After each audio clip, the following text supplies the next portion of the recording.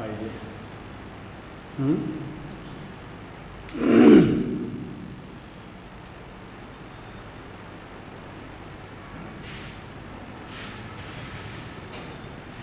Hello दोस्तों, आज मैं आपके सामने में एक नया वीडियो लेके आया हूँ और जिसका शीर्षक है गवर्नर, राज्यपाल।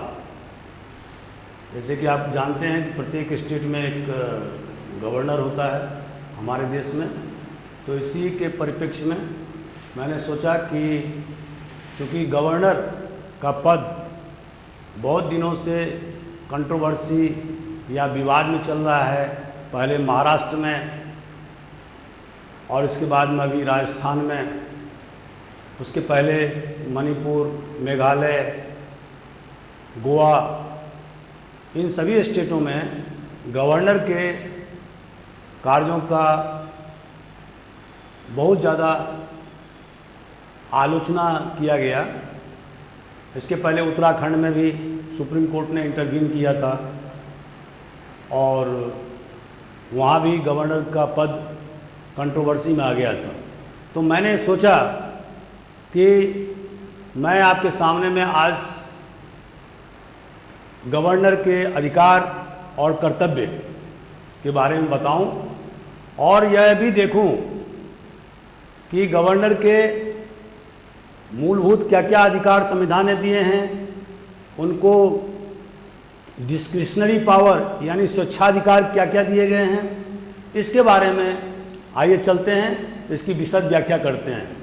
तो सबसे पहले हम देखेंगे कि गवर्नर माने राज्यपाल एग्जीक्यूटिव हेड होता है, माने कार्यपालिका का मुख्य होता है।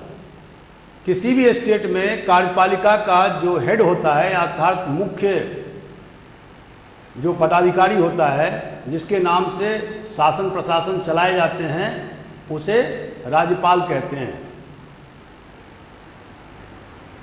मूल संविधान में गवर्नर माने राज्यपाल सिर्फ एक स्टेट के लिए हो सकता था, लेकिन 7वें संशोधन के द्वारा जो 1956 में लाई गई थी, अब राज्यपाल एक से अधिक स्टेट का भी गवर्नर हो सकता है। मतलब राज्यपाल एक से अधिक स्टेट का भी राज्यपाल हो सकता है। अब सवाल ये उठता है कि गवर्नर, जैसा कि आप जानते हैं कि राज्यपाल की नियुक्ति प्रेसिडेंट ऑफ इंडिया मतलब राष्ट्रपति के द्वारा की जाती है और सबको मालूम है कि राष्ट्रपति उसी व्यक्ति को राज्यपाल नियुक्त करता है जिस व्यक्ति की अनुशंसा कैबिनेट के द्वारा की जाती है। तो राज्यपाल की नियुक्ति राष्ट्रपति के द्वारा की जाती है और यह अमूमन 5 वर्ष के लिए किया जाता है, लेकिन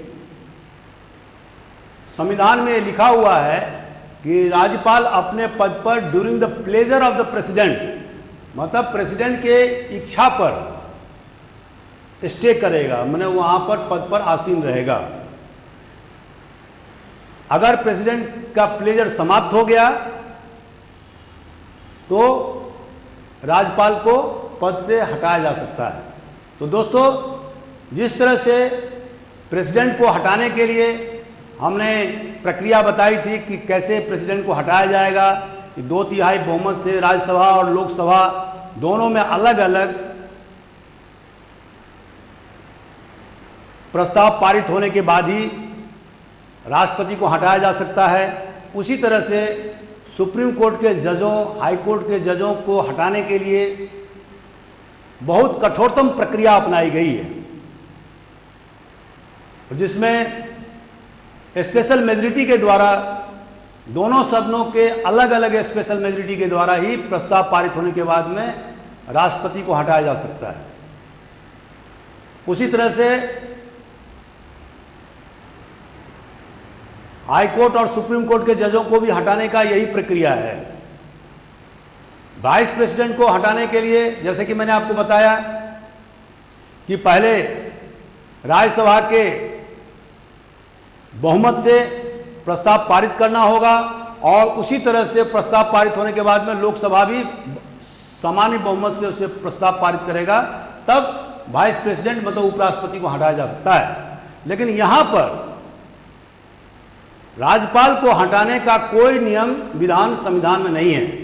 राज्यपाल राष्ट्रपति के रहमो करम पर है कि जब तक राष्ट्रपति का प्लेजर रहेगा तब तक राज्यपाल अपने पद पर आसीन रहेगा, और जिस दिन राष्ट्रपति का प्लेजर मतलब इच्छा समाप्त हो गई, उनकी दया समाप्त हो गई, उस दिन राज्यपाल को अपने पद से हटना पड़ेगा। तो दोस्तों, इस तरह से राज्यपाल बेसिकली दो फंक्शन करता है। पहला कि वो हेड ऑफ द स्टेट है, जिस स्टेट में उसकी नियुक्ति होती है, और दूसरा कि वह सेंट्रल गवर्नमेंट का रिप्रेजेंटेटिव के रूप में या प्रतिनिधि के रूप में काम करता है। तो इसीलिए इस तरह के विधान बनाए गए हैं। अब सवाल यह उठता है कि राज्यपाल राष्ट्रपति के द्वारा या सेंट्रल गवर्नमेंट के द्वारा अपॉइंटेड क्यों होता है, उसकी क्यों नियुक्ति हो, सिलेक्टेड क्यों होता है, इलेक्टेड क्यों नहीं होता है। जिस तरह से अमेरिका में यह विधान है कि वहां का राज्यपाल, वहां का गवर्नर इलेक्टेड होता है, लेकिन हमारे यहां इलेक्टेड क्यों नहीं है। इसके दो तीन कारण हैं।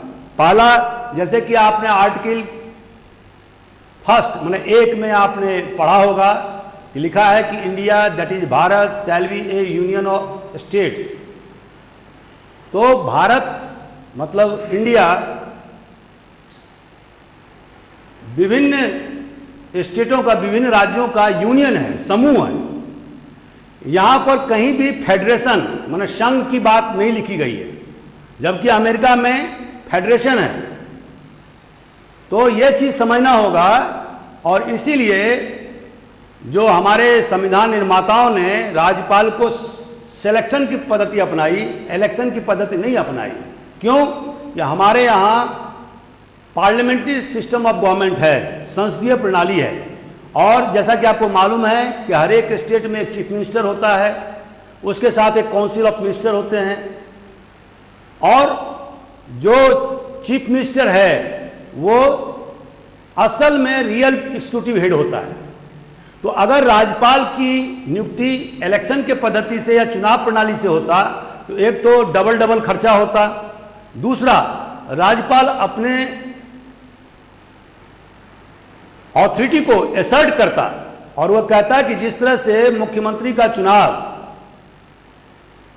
या वो चुनाव जीत करके आए हैं, बहुमत दल के नेता हैं, उसी तरह से मैंने भी पूरे स्टेट में चुनाव जीत करके अपनी पद प्राप्त की है। तो इस तरह से एक कॉन्फ्लिक्ट होता है, और जो कि संविधान निर्माता नहीं चाहते थे। एक और सुझाव आया था कि राज्यपाल की नियुक्ति स्टेट लेजिस्लेचर के चुने हुए प्रतिनिधि के द्वारा किया जाए।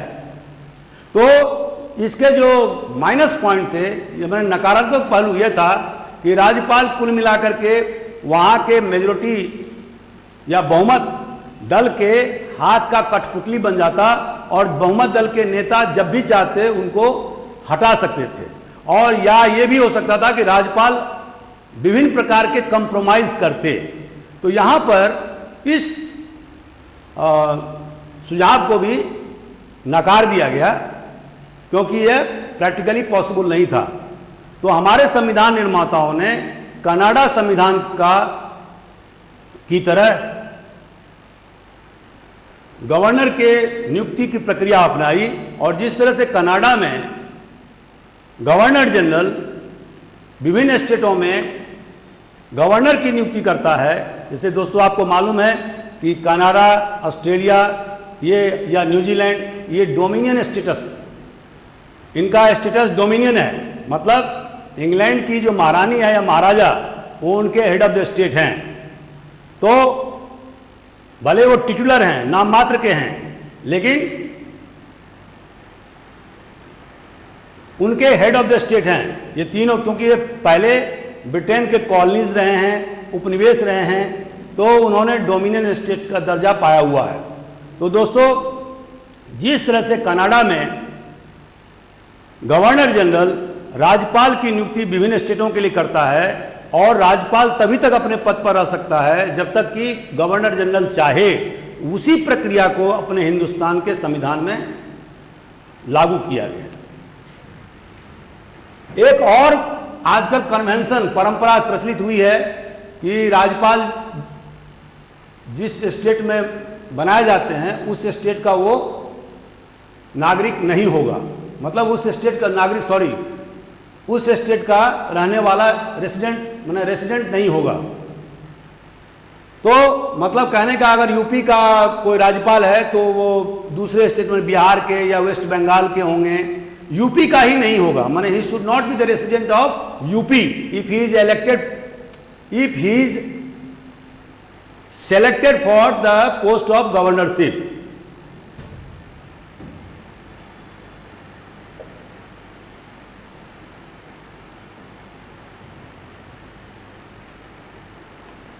इसके अलावा जैसा कि दोस्तों आप जानते हैं कि धारा 163 में काउंसिल ऑफ मिनिस्टर और मुख्यमंत्री का प्रोविजन किया गया है, जो राज्यपाल को सहायता और परामर्श देंगे।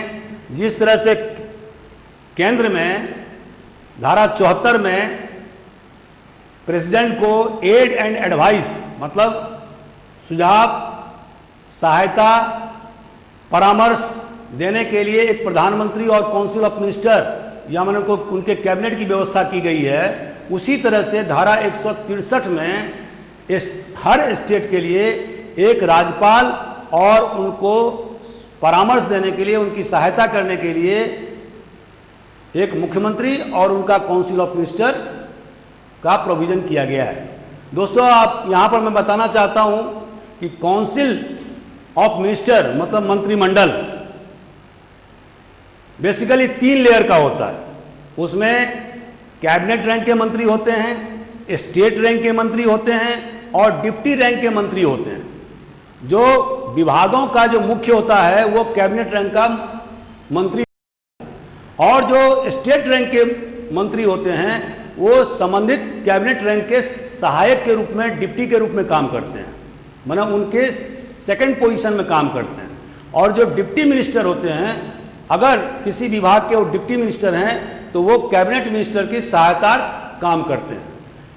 तो जो कैबिनेट की जो बैठक, माने जो काउंसिल ऑफ मिनिस्टर की जो बैठक होती है, माने मंत्रिमंडल की जो बैठक होती है, उसमें सिर्फ और सिर्फ कैबिनेट रैंक के मिनिस्टर भाग लेते हैं। स्टेट रैंक के मिनिस्टर और डिप्टी रैंक के मिनिस्टर भाग नहीं लेते हैं जब तक कि उन्हें किसी विशेष प्रयोजन के लिए बुलाया ना जाए।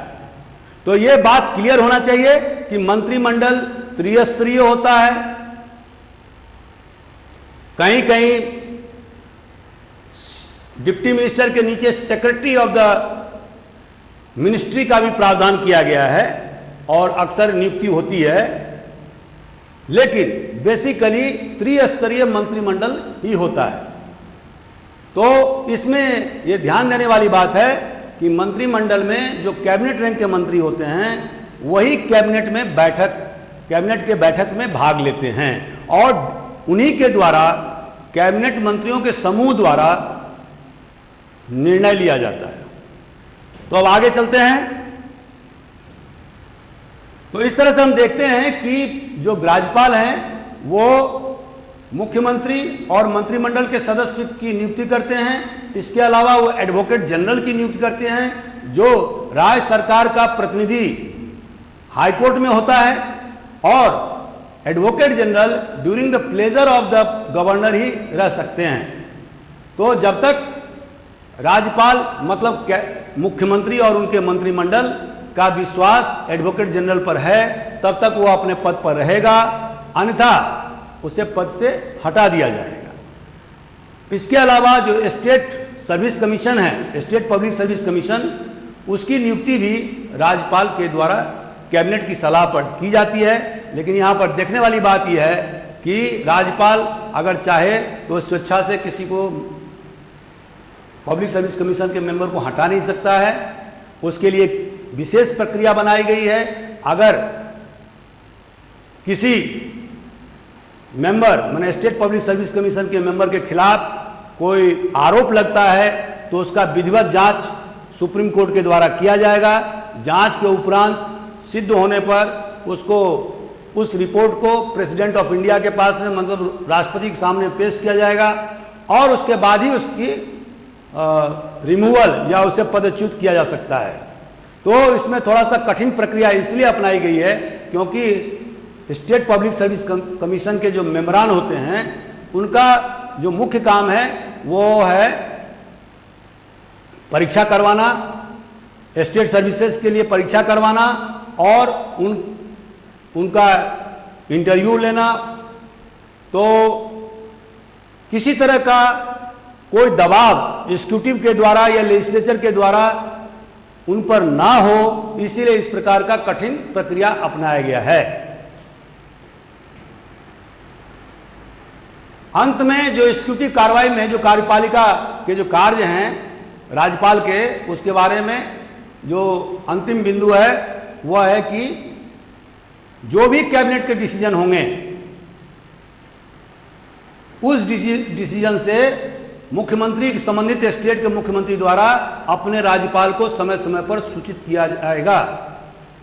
या अगर राज्य में कोई बहुत बड़ी अनहोनी घटना हो गई है तो उसके बारे में भी जानकारी मुख्यमंत्री के द्वारा राज्यपाल को दी जाएगी। या यह भी हो सकता है कि राज्यपाल किसी विषय वस्तु के बारे में मुख्यमंत्री से जानकारी प्राप्त करने के लिए उन्हें अपने पास बुला सकते हैं और उन्हें डिटेल रिपोर्ट राज्यपाल को प्रस्तुत करना होगा। इस तरह से दोस्तों ये राज्यपाल के कुछ महत्वपूर्ण कार्यपालिक या एग्जीक्यूटिव फंक्शन हैं। मुझे उम्मीद है कि आप समझ गए होंगे। अब चलते हैं कि राज्यपाल के विधायी कार्य क्या क्या होते हैं, जिसको लेजिस्लेटिव फंक्शन कहते हैं। तो जैसा कि संविधान में उल्लेख है कि राज्यपाल स्टेट लेजिस्लेचर माने विधायिका, जिसको कि असेंबली और काउंसिल का जो दोनों का जो समूह होता है उसको स्टेट लेजिस्लेचर बोलते हैं। बहुत हमारे देश में 6 ऐसे स्टेट हैं जहां पर कि स्टेट लेजिस्लेटिव काउंसिल है और बाकी सभी स्टेट में यूनिकैमरल लेजिस्लेचर है, जिसको कि लेजिस्लेटिव असेंबली बोलते हैं। तो ये राज्यपाल का कर्तव्य है कि वो प्रत्येक साल स्टेट लेजिस्लेचर के बैठक को बुलाता है, उसका सत्रावसान, जिसको अंग्रेजी में प्रोरोग्स कहते हैं, सत्रावसान करता है। 2 सीटिंग में माने असेंबली या स्टेट लेजिस्लेचर के सीटिंग में 6 महीने से ज़्यादा का अंतराल नहीं होना चाहिए, यह राज्यपाल सुनिश्चित करता है। और प्रत्येक वर्ष के नए सेशन में राज्यपाल स्टेट लेजिस्लेचर को संबोधित करता है। जब चुनाव होकर के कोई नई सरकार बनती है तो राज्यपाल प्रथम सेशन में स्टेट लेजिस्लेचर मतलब एमएलए और एमएलसी माने स्टेट असेंबली के सदस्य और स्टेट लेजिस्लेटिव काउंसिल के सदस्य, जिसको असेंबली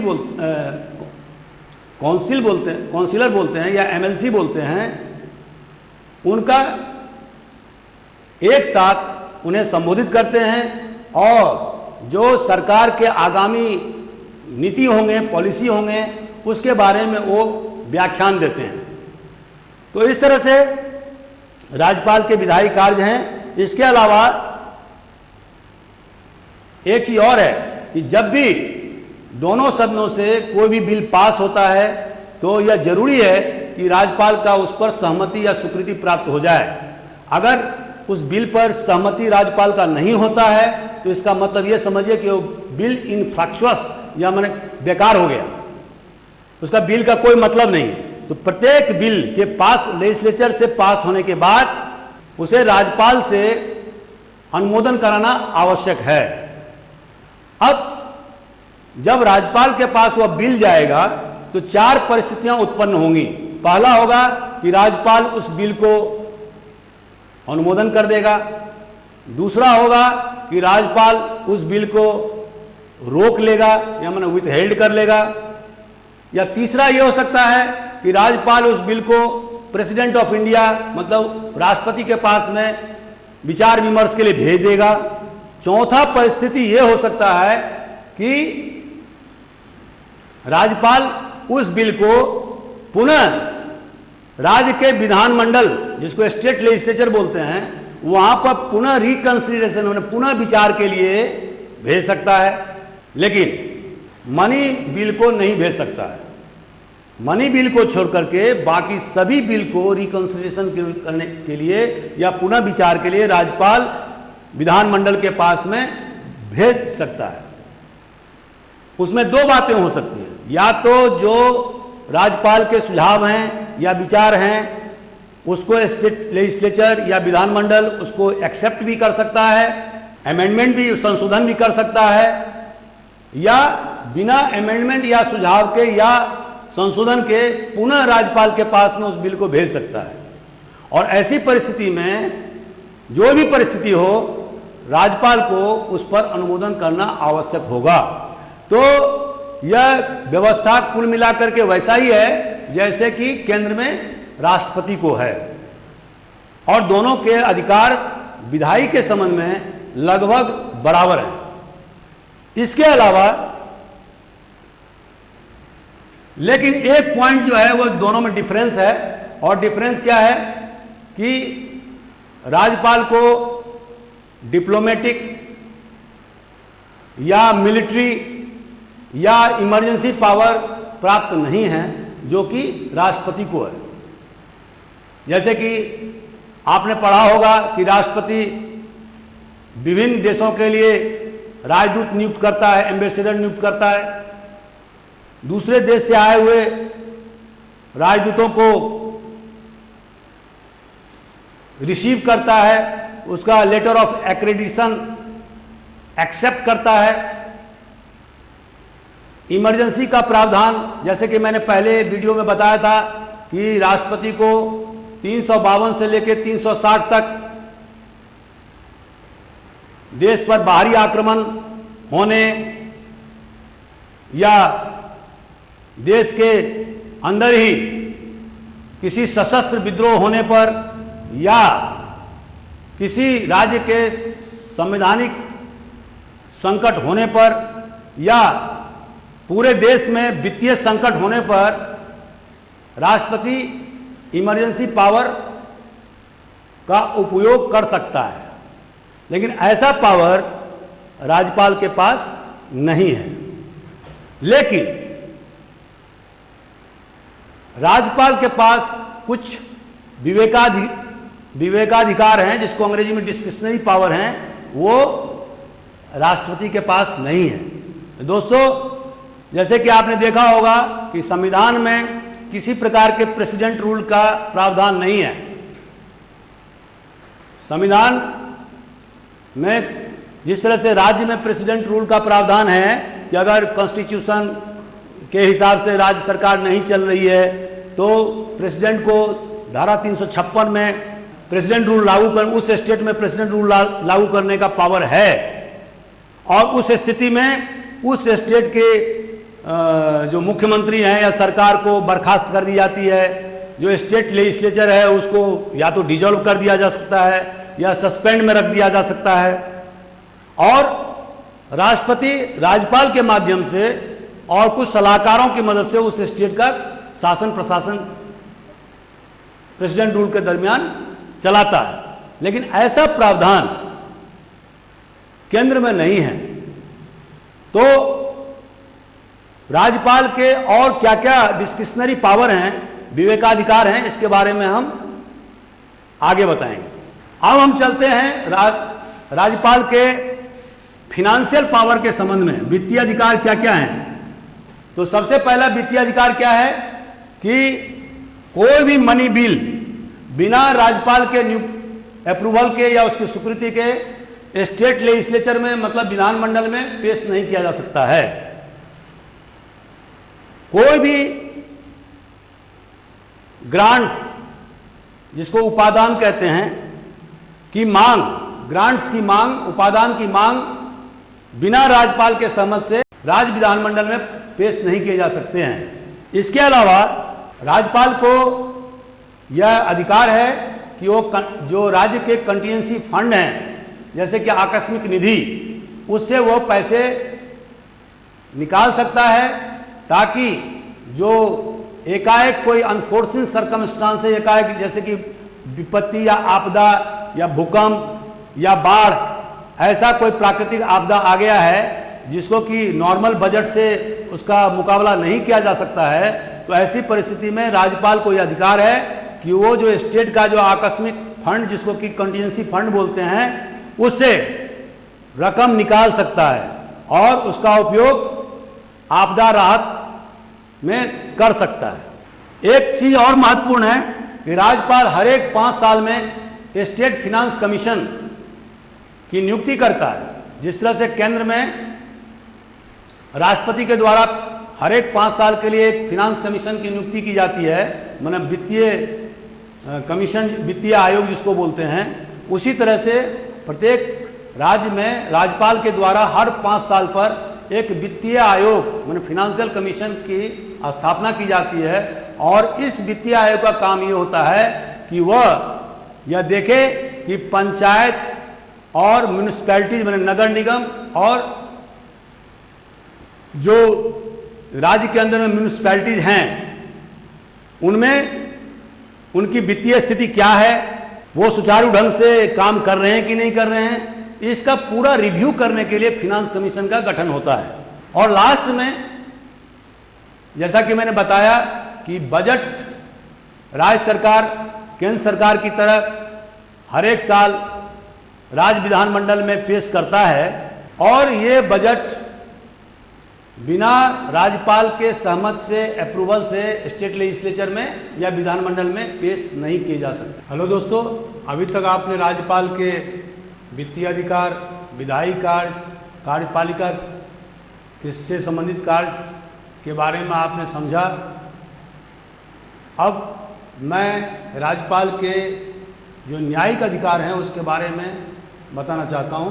तो सबसे पहले राज्यपाल का जो न्यायिक अधिकार ये है कि वह विभिन्न प्रकार के दंड को, पनिशमेंट को पार्डन कर सकता है, मतलब क्षमादान कर सकता है, रिप्रीव कर सकता है, रिमिशन कर सकता है, कम्यूटेशन कर सकता है और रेस्पाइट कर सकता है।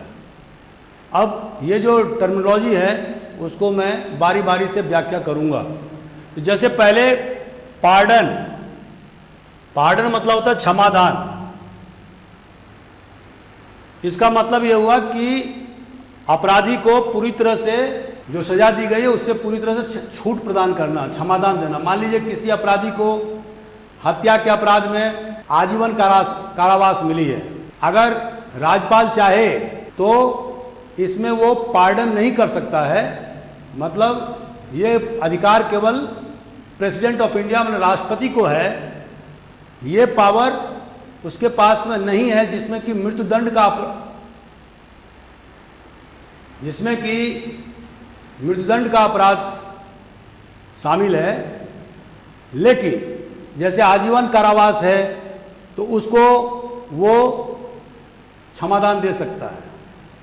जैसे कि रिप्रीव है, रिप्रीव मतलब कि अल्पकालिक जो पनिशमेंट उसको मिला है, अपराधी को जो सजा दी गई है, जो दंड मिला है, उसको अल्पकाल के लिए, कुछ समय के लिए सस्पेंड कर देना, मतलब निलंबित कर देना, ये राज्यपाल के अधिकार क्षेत्र में आता है और जिसको रिप्रीव बोलते हैं।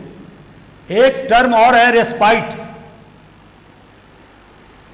इसमें यह होता है कि जो अपराधी को सजा मिली है उस सजा को कम कर देना। मान लीजिए कि अपराधी को 10 साल की सजा किसी अपराध के लिए मिली है, तो राज्यपाल अगर चाहे तो वो रेस्पाइट के अधीन, अगर उसके पास में दया याचिका आई है अपराधी के द्वारा और उन्हें ये लगता है कि इसमें कोई विशेष वजह है, तो 10 साल के बदले में उसे 4 साल, 2 साल, 3 साल सजा कम कर सकता है। तो इसको कहते हैं लेसर पनिशमेंट, कम सजा कर देना। और एक दूसरा टर्मिनोलॉजी है रेमिशन। इसमें यह है कि जो अमाउंट ऑफ पनिशमेंट है, जो जितनी सजा दी गई है उस सजा को कम करना। कम करना मतलब बिना, जैसे कि सजा 10 साल है तो उस सजा को कम करके 4 साल कर दिया, लेकिन उसमें किसी प्रकार का कैरेक्टर में चेंज नहीं हुआ। जैसे मान लीजिए बहुत सारे अपराध में जजों के द्वारा कठोर दंड शब्द का उपयोग किया जाता है। इसका मतलब है कि सश्रम कारावास, माना अगर अपराधी जेल जाएगा तो उसे वहां पर काम करना होगा। तो अगर राज्यपाल चाहे तो उस दंड को वो रेमिशन कर सकता है, मतलब उसके जो क्वांटम है उसको कम कर सकता है। और जो 5वां है कम्यूटेशन। कम्यूटेशन मतलब होगा कि जो सजा दी गई है उसको एक प्रकार इस ऐसे सजा को बदल देना। मतलब मान लीजिए किसी व्यक्ति को कठोर दंड की व्यवस्था की गई है 12 साल के लिए, तो राज्यपाल अगर चाहे तो उसको, और उसमें यह भी क्लॉज है कि सश्रम कारावास होगा, तो अगर राज्यपाल चाहे तो उसको 5 साल सजा कर सकता है। सश्रम के बदले में बिना श्रम का कारावास भी हो सकता है। तो ये कम्यूटेशन होता है। कम्यूटेशन मतलब चेंज द फॉर्म, जो रूप है उसको बदल देना, दैट इज कॉल्ड कम्यूटेशन। तो इस तरह से दोस्तों हमने आपको पार्डन मतलब पूरी तरह से क्षमादान के बारे में बताया, रिप्रीव के बारे में बताया, रेस्पाइट के बारे में बताया, रेमिशन के बारे में बताया और कम्यूटेशन के बारे में बताया। लेकिन यहां पर ध्यान देने वाली बात है कि जिस अपराध में किसी अपराधी को मृत्युदंड का अपराध दिया गया है, मतलब फांसी की सजा दी गई है, तो उसमें राज्यपाल को पार्डन देने का मतलब क्षमादान देने का कोई पावर नहीं है, नंबर 1। और दूसरा कि अगर किसी मार्शल कोर्ट के द्वारा किसी व्यक्ति को सजा दी गई है तो उसको भी माफ करने का अधिकार राज्यपाल को नहीं है। इसके अलावा जब हाईकोर्ट के जजों की नियुक्ति होती है तो उस समय में भी राज्यपाल से कंसल्टेशन किया जाता है। केंद्र सरकार संबंधित राज्य के राज्यपालों से इस विषय में विचार विमर्श करते हैं। और इसके बाद जो डिस्ट्रिक्ट कोर्ट, जो कोर्ट बिलो है, जो डिस्ट्रिक्ट कोर्ट है, उनके जजों की नियुक्ति, उनके प्रमोशन का अधिकार भी राज्यपाल है। और ये अधिकार राज्यपाल संबंधित हाईकोर्ट से परामर्श करने के बाद करता है। तो इस तरह से जो कोर्ट बिलो है, लोअर कोर्ट के जो डिस्ट्रिक्ट जज जिसको बोलते हैं या मजिस्ट्रेट, उनकी नियुक्ति का भी अधिकार राज्यपाल के पास है। लेकिन इस अधिकार का उपयोग उनके द्वारा संबंधित हाईकोर्ट के परामर्श के बाद किया जाता है। तो ये सब सारे अधिकार न्यायिक अधिकार हैं जो राज्यपाल को मिले हुए हैं। अब चलते हैं राज्यपाल के विवेकाधीन पावर क्या, अधिकार क्या क्या हैं। तो जिसको अंग्रेजी में डिस्क्रिशनरी पावर बोलते हैं। तो जैसे कि मैंने पहले विधायी कार्य में बताया था कि राज्यपाल को यह पावर है कि वो किसी भी बिल को, मैंने विधायी को राष्ट्रपति के कंसिडरेशन के लिए, उनके विचार के लिए अपने पास रखे और उसको राष्ट्रपति के पास में भेज दे, नंबर 1। नंबर दूसरा है कि अगर राज्यपाल को यह लगता है कि राज्य की जो शासन और प्रशासन संविधान के अनुसार नहीं चल रहा है, तो राज्यपाल उसको वहाँ के राज्य के संबंध में एक रिपोर्ट केंद्र सरकार को भेजेगा और केंद्र सरकार के संतुष्ट होने पर उस राज्य में प्रेसिडेंट रूल लगाई जाएगी। Basically president rule governor rule है। गवर्नर रूल कैसे है कि जब प्रेसिडेंट रूल धारा 356 के अधीन लगाई जाती है तो उस स्थिति में सारे अधिकार राज्यपाल के हाथ में निहित हो जाते हैं और राज्यपाल अपने सलाहकारों के द्वारा उस स्टेट का शासन प्रशासन चलाता है। और उस पीरियड के लिए, मैंने प्रेसिडेंट रूल के दरमियान लोग राज्यसभा संबंधित मुख्यमंत्री को बर्खास्त कर दिया जाता है, उनके कैबिनेट ऑफ मिनिस्टर को खत्म कर दिया जाता है, जो विधानमंडल है उसको, स्टेट असेंबली, उसको या तो भंग कर दिया जा सकता है या उसको सस्पेंडेड एनिमेशन में रखा जा सकता है।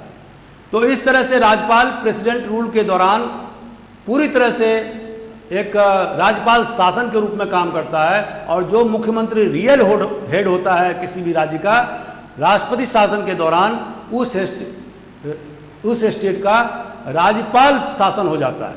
तो ये बहुत बड़ा पावर राज्यपाल के पास में है।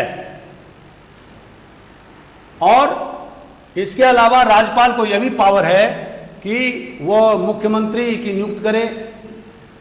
जब किसी भी पार्टी को एब्सोल्यूट बहुमत या पूर्ण बहुमत ना मिले तो राज्यपाल के विवेकाधीन है कि वो देखे, समझे, परखे कि किस व्यक्ति को विधानसभा में अधिक से अधिक एमएलए का समर्थन प्राप्त है, और इसके लिए राज्यपाल समर्थक एमएलए का परेड करा सकता है, उनका हस्ताक्षर शुदा प्रतिवेदन प्राप्त कर सकता है, और एक बार तसल्ली होने के बाद में कि अमुक व्यक्ति के पास में विधानसभा में मेजॉरिटी है, बहुमत है, उस व्यक्ति को वो शपथ दिला सकता है। तो ये शपथ दिलाता, मुख्यमंत्री के लिए शपथ दिला सकता है। तो ये उनका एक डिस्क्रिशनरी पावर है, इसको कोई चैलेंज नहीं कर सकता। हालांकि ये भी पावर जो है वो जुडिशियल रिव्यू के अंतर्गत में आएगा, और सुप्रीम कोर्ट, हाई कोर्ट उनके हर निर्णय को जुडिशियली रिव्यू करेगा। एक जो राज्यपाल के जो स्वविवेकाधिकार हैं वो आपको अब मैं बताने जा रहा हूं, और उसका जो बेसिक रीजन ये है कि धारा 163 में जब आप पढ़ेंगे और जब धारा 74 को से तुलना करेंगे तो आपको स्पष्ट बात हो जाए, क्लियर हो जाएंगी।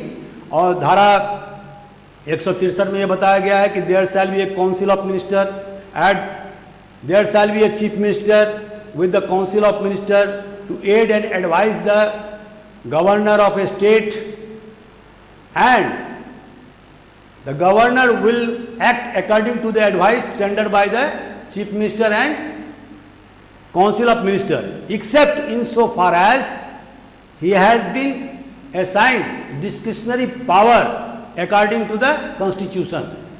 तो इसमें और धारा 74 में दोनों में फर्क ये है कि 163 में स्वविवेकाधिकार, वो डिस्क्रिशनरी पावर का उपयोग किया गया है, और वो डिस्क्रिशनरी पावर राज्यपाल के कहां कहां हैं ये मैं आप बताने जा रहा हूं। तो जैसे महाराष्ट्र में for the establishment of separate board of Vidarbha and Marathwada, तो जहां महाराष्ट्र में जो विदर्भ और मराठवाड़ा के एरिया जो पिछड़े क्षेत्र हैं उनकी स्थापना के लिए, इसके बाद अरुणाचल प्रदेश में धारा 371H के तहत में कानून और व्यवस्था देखने के लिए, आसाम में जो ट्राइबल एरियाज है उसके संबंध में, नागालैंड में जो धारा 371A है और जो नागालैंड के कानून और व्यवस्था संबंधित है उसके संबंध में, मणिपुर में जो हिल एरियाज है, पहाड़ी क्षेत्र हैं उसके प्रशासन में, सिक्किम में संपूर्ण सभी कम्युनिटी के विकास के लिए, आर्थिक विकास के लिए, ताकि किसी के साथ कोई भेदभाव नहीं हो। और आप जानते हैं कि सिक्किम पहले हमारे देश का हिस्सा नहीं होता था, 1974 में हमारे देश का पार्ट बना, तो वहाँ पर जो विभिन्न प्रकार के जो जातियों का समूह है तो उनमें किसी प्रकार का भेदभाव ना हो, ये सुनिश्चित करने की जिम्मेवारी संबंधित राज्य के, माने सिक्किम के राज्य के गवर्नर पर सौंपा गया है। इसके अलावा गुजरात में जो सौराष्ट्र और कच्छ के क्षेत्र हैं उन बहुत पिछड़ा हुआ क्षेत्र है, तो इसके अलावा जो 6 शेड्यूल है, जो जैसे दोस्तों आपको मालूम है कि हमारे संविधान में 5th शेड्यूल और 6th शेड्यूल है, तो 5वां शेड्यूल जो है उन एरिया के लिए लागू होता है जहां पर कि ट्राइबल डोमिनेशन है, जहां पर कि आदिवासियों का बहुत ज़्यादा जनसंख्या है और बहुत गरीब हैं, पिछड़े हैं, जंगल में रहते हैं, तो उसके लिए 5th शेड्यूल बनाया गया। जैसे कि झाबुआ, अलीराजपुर या धार का कुछ क्षेत्र, या उसी तरह से छत्तीसगढ़ में बस्तर का क्षेत्र, तो ये सब जो क्षेत्र था उसको 5th शेड्यूल में रखा गया। उसके लिए काउंसिल्स की स्थापना की गई, ट्राइबल काउंसिल्स की स्थापना की गई है। लेकिन इसके अलावा जो नॉर्थ ईस्टर्न इलाके में जैसे आसाम, मणिपुर, मेघालय, त्रिपुरा, इन सब एरिया में जो आदिवासी लोग रहते हैं उनके लिए ट्राइबल एरियाज में 6th शेड्यूल का प्रावधान है, उनके लिए ट्राइबल काउंसिल्स का गठन किया गया है। तो राज्यपाल, संबंधित राज्यपाल को यह देखना है कि वहाँ के जो स्टेट का जो बजट है और जो वहाँ के जो डिस्ट्रिक्ट काउंसिल हैं, जो ट्राइबल काउंसिल बनाए गए हैं, उनमें बजट का कैसे एलोकेशन होगा। रॉयल्टीज, जैसे कि वहाँ पर मान लीजिए कोई खदान है, उससे जो रॉयल्टी मिलती है केंद्र सरकार के द्वारा, उसका विभाजन कैसे होगा, जिससे कि उस ट्राइबल काउंसिल के माध्यम से वहाँ के जो जनजातीय समूह हैं उनका विकास कैसे होगा। इस प्रकार के जो व्यवस्थाएं हैं उसमें संबंधित राज्यपाल को विवेकाधिकार है, डिस्क्रिशनरी पावर है, और वो काउंसिल ऑफ मिनिस्टर, माने जो उनका मंत्रिमंडल है, जो उनके एड एंड एडवाइस के लिए है हर राज्य में, उससे इतर जाकर के भी, हट करके भी अपने विवेकाधिकार का इस्तेमाल करते हुए उसके लिए ज़्यादा से ज़्यादा एलोकेशन, अलॉटमेंट की व्यवस्था कर सकते हैं। तो इस तरह से हम देखते हैं कि दोस्तों, जो राज्यपाल के जो शक्तियां हैं, कुछ राष्ट्रपति के समान ही हैं, कुछ राष्ट्रपति से भिन्न हैं। राज्यपाल को कुछ स्व विवेकाधिकार दिए गए हैं जो राष्ट्रपति को नहीं है। तो इस तरह से राज्यपाल को एक मजबूत संस्था के रूप में निर्माण करने के लिए संविधान निर्माताओं ने कोशिश किया था, और उनका उद्देश्य था कि राज्यपाल संबंधित राज्य का तो मुखिया हो ही, साथ साथ वो केंद्र का प्रतिनिधि के रूप में भी काम करें। दोस्तों, आपको मालूम है कि हमारे देश में हमेशा जो दूर के राज्य हैं, जैसे बंगाल, तमिलनाडु, आंध्र प्रदेश, या बहुत नॉर्थ ईस्टर्न इलाका जैसे आसाम, मेघालय, इन सब राज्यों में अक्सर केंद्र की सत्ता को चुनौती देने की प्रवृत्ति रही है, और पिछले 1-1.5 हजार वर्ष के इतिहास, भारतीय इतिहास यही बताते हैं। तो इसीलिए इस प्रकार की जो डिसेंट है, जो विद्रोह की भावना है, उसको नियंत्रण करने के लिए राज्यपाल को सेंटर का एक प्रतिनिधि के रूप में भी स्थापित करने का प्रयास किया गया है। अतः राज्यपाल की जो भूमिका है वो दो है, एक संबंधित राज्य का मुखिया, और इसके अलावा वो केंद्र सरकार का प्रतिनिधि के रूप में भी काम करता है। तो यहाँ पर जो राज्यपाल की व्यवस्था है वो संयुक्त राष्ट्र अमेरिका के राज्यपाल से पूर्णतः भिन्न है, और यह भिन्न इसलिए है क्योंकि जो हमारी जो राजनीतिक, आर्थिक, सामाजिक जो स्थितियाँ रही हैं वो अमेरिका से भिन्न रही। तो दोस्तों, मैं उम्मीद करता हूँ कि यह वीडियो आपको अच्छा लगेगा। अगर आपके कोई सुझाव हो, कोई आप सलाह देना चाहते हैं, तो आप निश्चित रूप से हमें दें। आप हमारी वीडियो को लाइक करें, सब्सक्राइब करें, शेयर करें, ताकि अधिक से अधिक विद्यार्थियों को हमारे द्वारा दिए गए उद्बोधन से लाभ मिल सके। Thank you very much.